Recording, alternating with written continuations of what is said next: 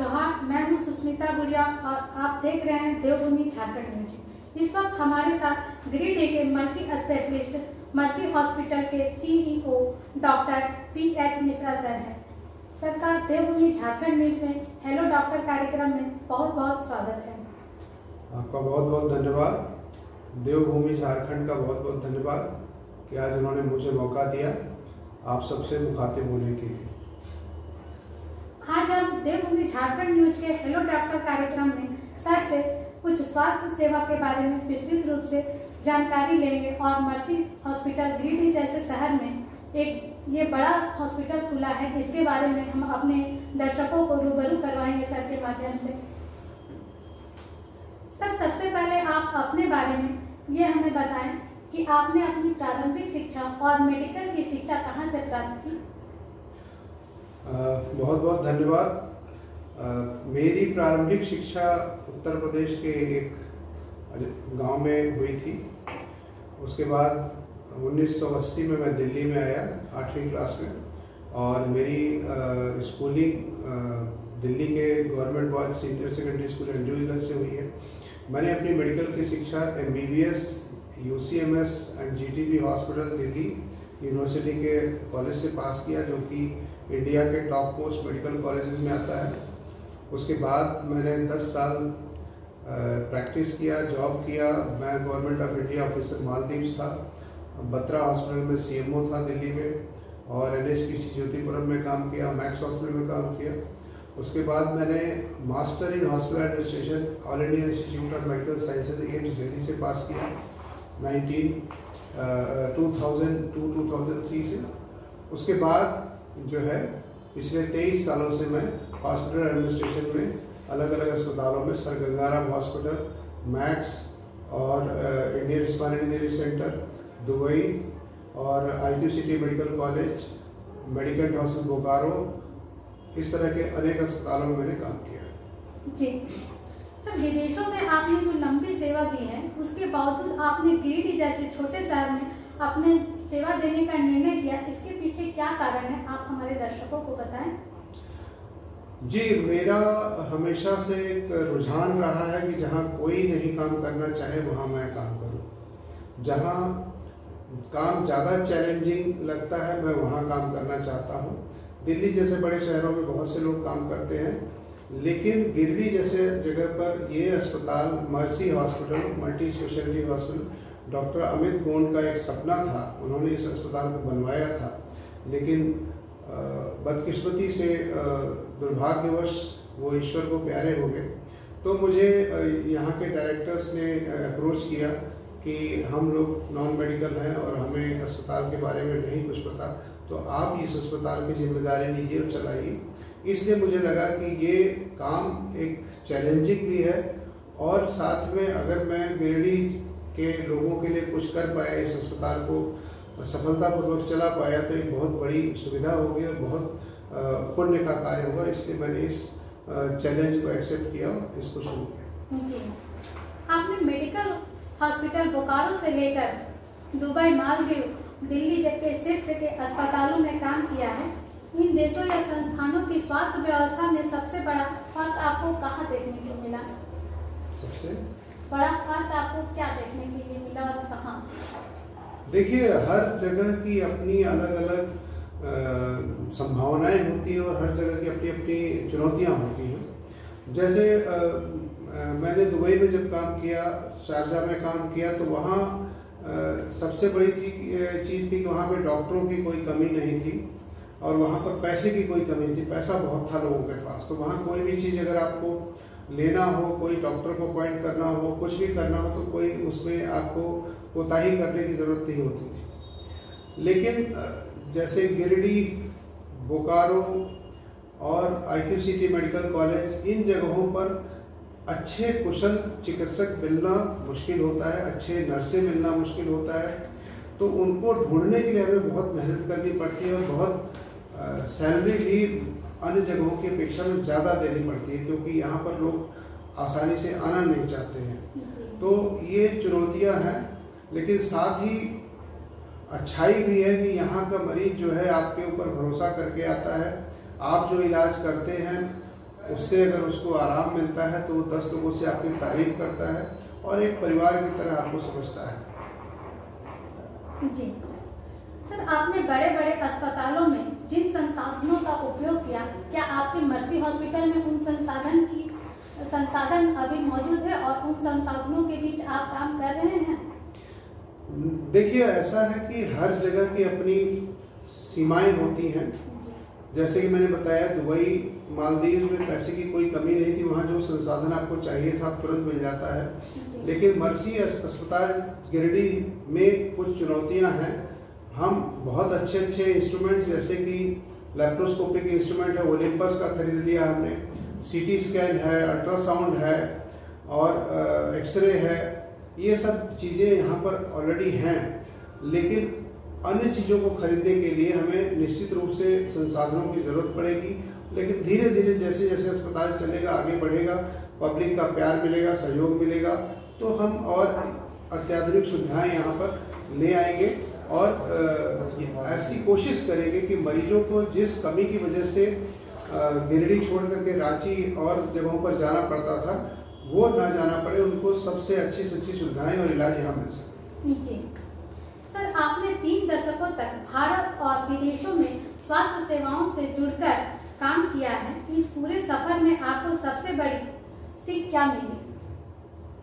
सबसे बड़ी सीख क्या मिली? सबसे बड़ी चीज किसी भी चिकित्सक या प्रशासक के लिए होती है जनता की संतुष्टि। जब जनता आपके कार्य से और आपके इलाज से संतुष्ट हो, वही सबसे बड़ी चीज होती है। और ये प्यार ईश्वर की कृपा से मुझे हर अस्पताल में मिला है, क्योंकि मैंने जहाँ भी काम किया है वहाँ अपनी सर्वोत्तम कोशिश की है और कोशिश किया है कि वहाँ पर सुविधाएं अच्छी से अच्छी हों। मैंने IQCT मेडिकल कॉलेज में भी काम किया, वहाँ पे भी बहुत सुधार किया।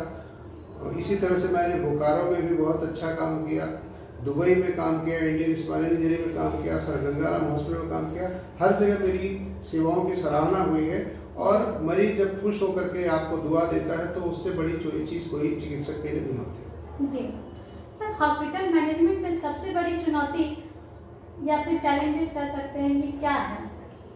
हॉस्पिटल मैनेजमेंट, देखिए, हॉस्पिटल एक बहुत मैट्रिक्स ऑर्गेनाइजेशन। मैट्रिक्स मतलब कि एक स्वीपर से लेकर के और टॉप मोस्ट न्यूरो सर्जन या कार्डियक सर्जन तक यहाँ काम करते हैं। मतलब जो कम पढ़ा लिखा हो और जिसकी IQ कम हो, उससे लेकर के और जो बहुत ही पढ़ा लिखा है, बहुत इंटेलिजेंट है, जिसकी IQ बहुत ज़्यादा, वैसे लोग काम करते हैं। तो इन सबको डील करना और इन सबसे सामंजस्य बना के रखना और इन सबसे काम करवाना एक बहुत बड़ी चुनौती होती है। तो ये जो मैन पावर को मैनेज करना वो बहुत बड़ी चुनौती होती है। उसके अलावा चुनौती होती है कि सही मैन पावर सही जगह पे ला करके बिठाना और उससे काम कराना। तो एक सिलेक्शन होता है और एक उसका अप्रेजल होता है। तो आपने किसी को सेलेक्ट कर लिया, धीरे धीरे वो काम कैसा कर रहा है उसका रेगुलर असेसमेंट भी करना होता है, उसका प्रमोशन होता है। ये सब चीज़ें बहुत बड़ी चैलेंज होती है। जी सर, क्या मर्सी अस्पताल में आने वाले समय में आम लोगों के लिए कोई निःशुल्क चिकित्सा शिविर का आप आयोजन या आपकी हॉस्पिटल कर रही है? जी, हम मर्सी अस्पताल, जैसा कि इसका नाम बताता है कि दया का अस्पताल है, तो हमने 5 अक्टूबर को यहाँ पर पूरा निःशुल्क चिकित्सा शिविर लगाया था, जिसमें लगभग 300 मरीजों का निःशुल्क इलाज किया गया था। साथ में हम डायबिटीज़ का भी एक फ्री कैंप लगा रहे हैं। आजकल इंडिया को कहते हैं डायबिटीज़ कैपिटल ऑफ वर्ल्ड बन गई है कि सबसे ज़्यादा डायबिटीज़ के मरीज इंडिया में हैं। तो हम उसका भी निःशुल्क जांच शिविर लगा रहे हैं, जिसमें हमारे doctor Priyanka Agarwal paediatrician, doctor Vishal Shahbadi dental surgeon, doctor Saurabh Jagnani dental surgeon जो एक्स एयरफोर्स ऑफिसर हैं और स्क्वाड्रन लीडर हैं, और डॉक्टर आनंद कुमार जो कि फिजिशियन हैं। ये लोग बच्चों की और बड़ों की निःशुल्क जांच करेंगे और जो अगर कोई टेस्ट कराना होगा या कोई इलाज कराना होगा उस पर सबको 20% की छूट भी मिलेगी। जी सर, आपके अनुसार मरीजों की सेवा की गुणवत्ता को कैसे सुधारा जा सकता है? देखिए, मरीजों की सेवा का गुणवत्ता का सबसे बड़ा चीज है, आजकल एक चल गया है कि डॉक्टरों के ऊपर तरह तरह के आक्षेप प्रत्यारोप लगा करके जो लोग करते हैं छोटी छोटी सी बात पे, वो सबसे बड़ी चीज़ है कि मरीज का डॉक्टर के ऊपर विश्वास होना और डॉक्टर का मरीज के भले के लिए काम करना, ये दोनों चीज़ें आपस में मिल करके काम करनी चाहिए। कुछ तरह से कुछ मरीज जो है छोटी छोटी सी बात का बतंगड़ बनाते हैं, जैसे कि बिल पेमेंट के टाइम बहुत दिक्कत करते हैं। आएंगे जब मर रहे होंगे, इलाज करा तो कहेंगे जितना मर्जी उतना पैसा ले लो लेकिन हमारी जान बचा लो, लेकिन जब जान बच जाती है, जब पैसा देने की बात आती है तो वहाँ पर झगड़ा करते हैं। वो एक गलत चीज़ है, क्योंकि प्राइवेट अस्पताल है, यहाँ खर्चे लगते हैं हर चीज़ का, सरकार का कोई इसमें सहयोग नहीं है, तो आपको उसका कॉस्ट देना चाहिए, आपको पहले बता दिया जाता है। उसी तरह से कुछ डॉक्टरों से भी मैं रिक्वेस्ट करूँगा कि किसी तरह का कोई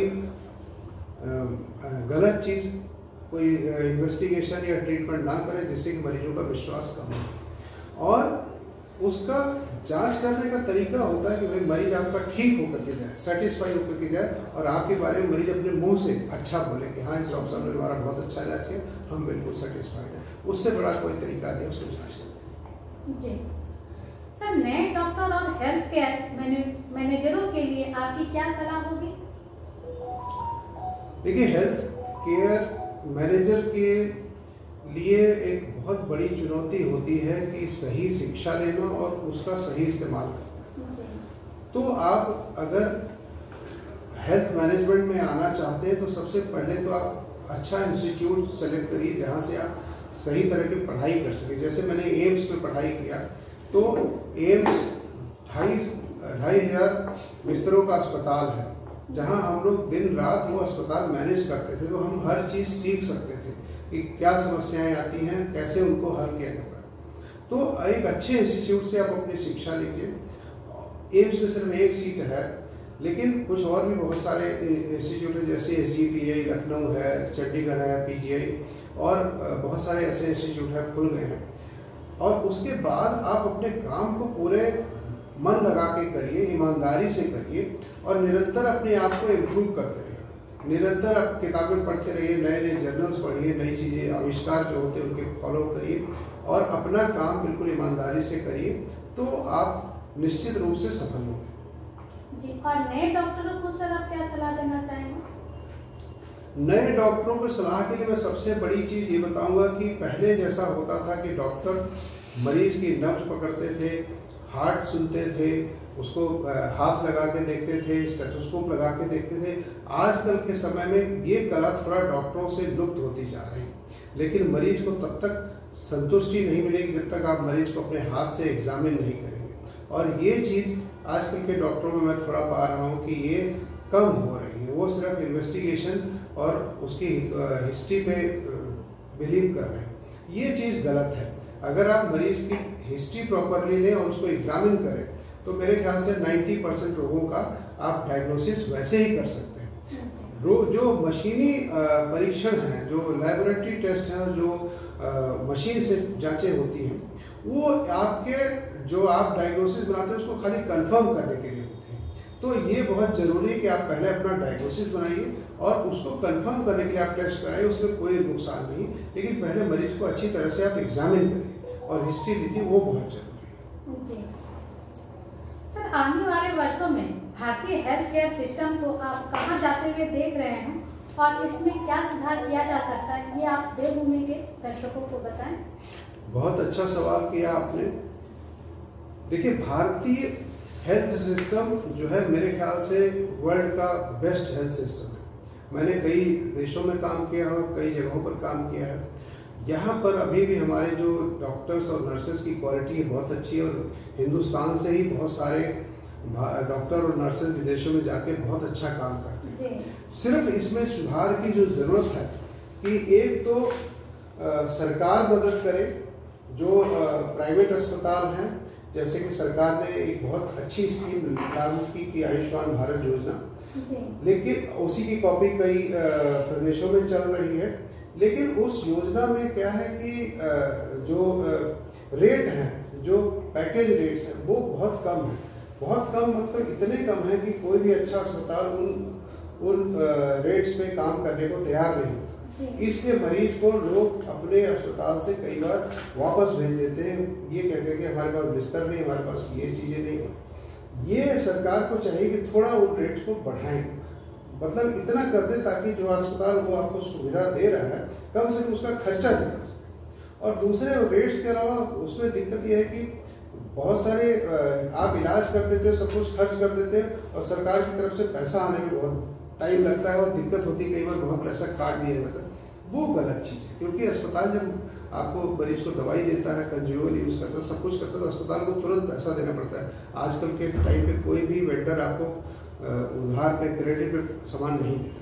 ये अगर सरकार इम्प्रूव करे, जैसे उसकी बहुत सारी योजनाएं हैं, तो बहुत अच्छा हो सकता है और ये सरकार की बहुत अच्छी योजना है, बस खाली इसको अच्छी तरह से इम्प्लीमेंट करने की जरूरत है। जी सर, आपके संस्थान में, आपके हॉस्पिटल में अभी कौन कौन से इंश्योरेंस कंपनी को आप लोग अपने ग्रुप में जोड़े हैं? देखिए, हमारा अस्पताल अभी 1 अक्टूबर को खुला है, 5 अक्टूबर को, तो अभी हमारे अस्पताल में इंश्योरेंस कंपनी नहीं, लेकिन जैसा मैंने अभी आपको बताया कि हमारे पास अभी हमने मैनीपाल सिग्ना का इंश्योरेंस साइन करके भेजा है और बहुत जल्दी ये स्कीम लागू हो जाएगी। उसके अलावा हम कोशिश करेंगे कि हमारे पास आयुष्मान योजना आए, हमारे पास सारे ICICI, HDFC Ergo, care insurance, star health, Niva भोपाल, जो भी जितने भी इंश्योरेंस स्कीम है वो सब लागू हो, ताकि मरीजों को यहाँ बिना पैसा दिए और उनका बिल्कुल कैशलेस इलाज हो सके।